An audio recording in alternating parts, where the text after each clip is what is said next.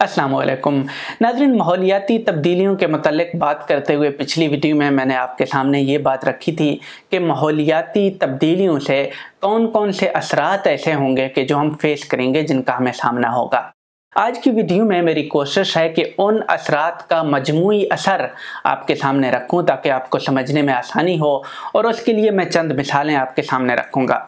सबसे पहले मैं आपको ये तसव्वुर करने का कहता हूँ कि फ़र्ज़ करें आप 2050 में जी रहे हैं और खैबर पख्तूनख्वा के एक कामयाब नौजवान किसान हैं आप, और किसी दही इलाके में मकई की काश्त करते हैं। तो सबसे पहली बात यह है कि ये इलाका समंदर से दूर है, तो सतह समंदर की तब्दीलियों का वो असर आप नहीं देखेंगे जिनकी बात हमने पिछली वीडियो में की थी। अगरचे समंदर की सतह का डायरेक्ट इम्पैक्ट तो नहीं होगा उस शख्स के ऊपर जो एक नौजवान किसान है खैबर पख्तूनख्वा में, मगर उस पर यह असर होगा कि दर्जा हरारत में जो तब्दीलियाँ वाक़ होंगी उनका असर ज़रूर उन तक पहुँचेगा। तो 2010 में जब आप एक बच्चा थे तो हर साल 23 गर्म दिन ऐसे होते थे कि जब टेम्परेचर 35 डिग्री सेंटीग्रेड तक पहुंच जाता था। अब 2050 में 70 दिन ऐसे आ रहे हैं कि जब टेम्परेचर 35 डिग्री सेंटीग्रेड से बढ़ जाता है। इसके अलावा जब आप बच्चे थे तो बारिशें काबिल एतबार होती थी। आपके वालिदैन, दादा, चचा और जो भी बुज़ुर्ग लोग होते थे उनको मालूम होता था कि किस वक्त बारिशें आएंगी, बादल किस तरफ से आएंगे, फ़र्ज़ किया इन महीनों में इतनी बारिशें होंगी, और उनको पहले से मालूम होता था कि अगर उस साइड से बादल आ रहे हैं और हवा इस तरह से चल रही है तो बारिश का इम्कान है। अगर इस तरफ से हवाएं नहीं चल रही हैं इस साल तो कहत पड़ने का अंदेशा है। बहरहाल कुछ चीज़ें ऐसी थी जो काबिल एतबार थी, जिनका उनको पता होता था पहले से, और मामूल ये था कि साल में लेट्स से 25 इंच बारिश होती थी। अब मामला यह है कि कुछ मालूम नहीं है कि किस साल कितनी बारिशें हों, कब हों। हो सकता है कि 22 इंच बारिशें हों एक साल, और फिर यह भी मुमकिन है कि किसी साल 30 इंच बारिशें हों। अब हो सकता है कि बारिश की बेएतबारी और गर्म दिनों के हल के लिए आपने कुछ सोचा हो। फ़र्ज़ किया इसके मुख्तलिफ हल हो सकते हैं कि आपने कुछ इन्वेस्टमेंट की हो, नए बीज आपने ख़रीदे हों, उसके लिए ज़ाहिर है आपने खेत में कुछ तब्दीलियाँ की हों, मट्टी चेंज करने की कुछ कोशिश की हो या कुछ मिलावट करने की कोशिश की हो उस मट्टी में, ताकि आप उस तरह की मकई वहाँ पे काश्त कर सकें जो गर्म मौसम के लिए ज़्यादा बेहतर है। आपने ये इन्वेस्टमेंट कर ली, आपका बीजों पर खर्चा हुआ होगा, उस खेत को उस शेप में लाने में कि उसमें वो नई नस्ल की जो मकई है वो आप काश्त कर सकें, आपका खर्चा हो गया। मगर आपके लिए अच्छी खबर ये है कि वो जो आप नई मकई काश्त कर रहे हैं वो गर्मी के उन 70 दिनों में डिस्टर्ब नहीं होता और आपकी फसल हो जाती है। अब हुआ ये कि एक दिन बहुत सख्त तूफ़ानी बारिश हुई जिसका महकमा मौसमियात ने भी नहीं बताया था, कोई पेशगोई नहीं थी। इस बारिश का नतीजा ये हुआ कि जो आपके घर के साथ दरिया है उसमें तुग़यानी आ गई, जिसमें दहाइयों से तुग़यानी नहीं आई थी।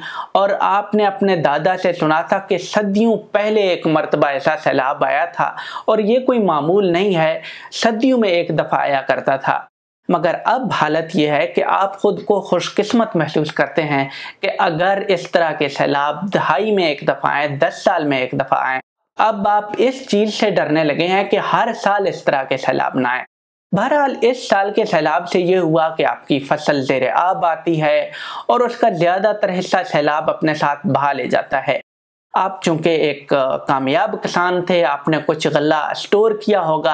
हुआ ये कि जब दरिया में तुग़यानी आई, आपके घर में पानी आ गया, और जहाँ आपने गल्ला स्टोर किया हुआ था वो भी गीला हो गया, और उसके नतीजे में उसको बहुत से कीड़े लग गए और आपको उसका ज़्यादा हिस्सा फेंकना पड़ा।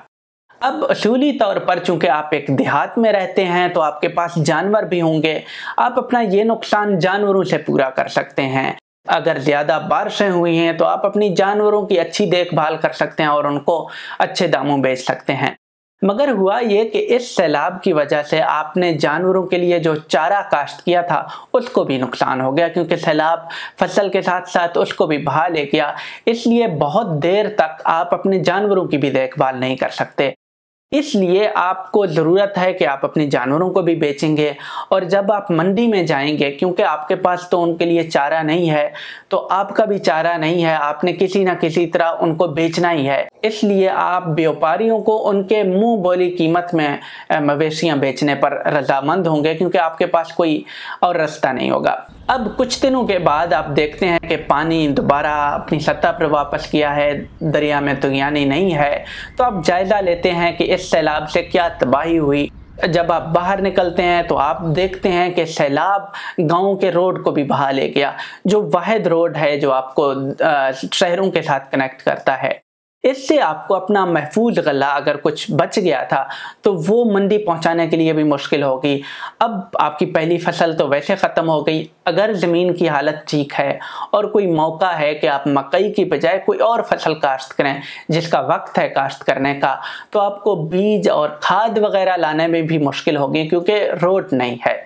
ये सब चीज़ें मिलकर आपको इस नतीजे तक ले जा सकती हैं कि आप काश्तकारी छोड़ दें और अपनी जो आबाई ज़मीनें हैं वो औने पौने किसी तरह बेच दें अगर कोई लेना चाहे, और फिर आप शहर में जाएं, क्योंकि वहाँ आपको लगता है कि सैलाब का ख़तरा नहीं है शहर में। और फिर जब आप शहर जाएंगे, यहाँ तो आप एक कामयाब किसान थे, आपकी जद्दी पुश्ती जायदाद थी जिससे आप फसल हासिल कर रहे थे कई सदियों से शायद। मगर जब आप शहर जाएंगे तो आपको ज़िंदगी नए सिरे से शुरू करनी होगी, और फिर हो सकता है आप कामयाब हों, और हो सकता है आप ये सोचें कि इससे ज़्यादा बेहतर ज़िंदगी तो गांव में थी। अब ये एक हकीकी कैफियत है। शायद आप सोच रहे हो मैंने एक सख्त मिसाल दी, मगर हकीकत में बहुत से लोगों के साथ ऐसा हो चुका है। और अगर आप नज़र दौड़ाएं अपने करीबी इलाकों, गाँव देहातों में, बहुत सारे ऐसे लोग हैं जो इसी कैफियत का शिकार हैं। इस चीज़ को मज़ीद समझने के लिए एक और मिसाल फ़र्ज करते हैं, और इस बार फ़र्ज कीजिए कि आप सिंध के एक देहाती हैं और एक गरीब किसान हैं।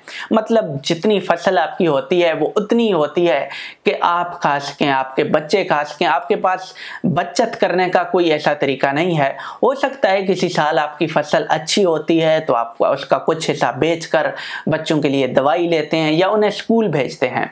मगर अब जब ये माहौल में तब्दीलियाँ हैं तो बदकिस्मती से हीट स्ट्रोक में इजाफा हो रहा है।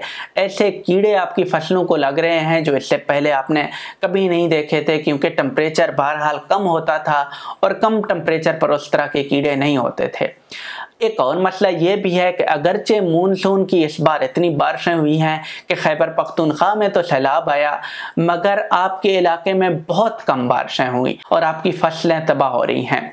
ऐसे में आपके लिए गुजारा बहुत मुश्किल हो गया है। तो आपने सोचा कि जो मेरा बड़ा बेटा है मैं उसको फ़र्ज़ किया हैदराबाद भेजता हूँ ताकि वो वहाँ जाके कुछ कमाई करे और हमारा इन्हिसार सिर्फ इन ज़र्री ज़मीनों पर ना रहे। तो आप अपने बड़े बेटे को पहले ही हैदराबाद भेज दिया, जो आपके घर से सैकड़ों मील दूर है और बहुत अरसे बाद आपका उनसे राब्ता होता है या वो छुट्टी पर आते हैं। ये आपने एक कुर्बानी दी, आपके बेटे ने कुर्बानी दी। अब हालात ये हैं कि फसलों की तबाही की वजह से आप देखते हैं कि आपके एक हमसाये ने गुर्बत से तंग आकर खुदकुशी कर ली। अब ये सूरत हाल है और आप सोच रहे हैं कि यहाँ रहकर गुजारा करने की कोशिश करें या ज़मीन, इलाका वगैरह छोड़कर कहीं और जाएं। ये बहुत मुश्किल फ़ैसला है कि आप अपना इलाका छोड़ें, अपनी ज़मीनें छोड़ें और फिर जाकर एक नई ज़िंदगी शुरू करें, और उसका कुछ पता नहीं है कि वो कामयाब हो भी नहीं भी। मगर हकीकत ये है कि इस वक्त भी करोड़ों लोगों को यही सूरत हाल दरपेश है। वो इसी नहज पर हैं कि उन्होंने फैसला करना है कि वो अपना घर बार छोड़कर कहीं और शिफ्ट हो जाएं। और मुश्किल बात यह है कि ऐसे लोगों की तादाद में दिन ब दिन इजाफा हो रहा है जो इस तरह की सूरत हाल से गुजर रहे हैं, जो इस नहज पर पहुंच चुके हैं कि उन्होंने फैसला करना है कि अपना घर बार छोड़कर कहीं और शिफ्ट हो जाएं या वहाँ पर रहने की कोशिश करें, अपनी खुराक की मिकदार कम करें। इस तरह की बहुत सारी तब्दीलियाँ जो अपनी ज़िंदगी में वो कर सकते हैं, वो सोच रहे हैं कि बहरहाल जैसे तैसे ज़िंदगी है गुजार ली जाए। अब ज़रा माहौलियाती तब्दीलियों की संगीनी को समझने के लिए अगर हम कोरोना से मुवाजना करते हैं तो माहौलियाती तब्दीलियों से जो तबाही होगी आप यूँ समझें कि ये कोरोना से कई साल ज़्यादा अरसे तक रहेगी, क्योंकि जब माहौलियाती तब्दीलियाँ होंगी फिर उन तब्दीलियों को ख़त्म करना चाहें भी तो हमें बहुत वक्त लगेगा। तो इसको आप यूँ देखें कि हर साल मईशत और जानों का इतना दिया होगा जितना कोरोना के दिनों में हो रहा है। और अब हम उम्मीद करते हैं कि कोरोना तो चंद सालों बाद अगले साल इंशाल्लाह ख़त्म हो जाए, मगर जब माहौलियाती तब्दीलियाँ होंगी वो कई सालों तक रहेंगी और हर साल इसी तरह होगा जैसे हम कोरोना से गुजर रहे हैं। तो नाज़रीन, आज की वीडियो को मैं यहाँ पे ख़त्म करता हूँ। मुझे उम्मीद है कि इन मिसालों से आपको ये समझने में मदद मिली होगी कि माहौलियाती तब्दीलियों का ओवरऑल एक आम इंसान के ऊपर क्या असर होगा। अगली वीडियो से हम इंशाल्लाह ये देखने की कोशिश करेंगे कि माहौलियाती तब्दीलियों से बचना कितना मुश्किल है, हमें क्या क्या करना चाहिए कि जिससे हम बच सकते हैं, और क्या क्या मुश्किल है और कौन कौन सी ऐसी चीज़ें हैं जो हम कर सकते हैं। नाज़रीन, आपसे दरख्वास्त है कि प्लीज़ हमें अपनी राय से आगाह कीजिएगा। आपकी राय का हमें इंतज़ार रहेगा। आपका बहुत बहुत शुक्रिया।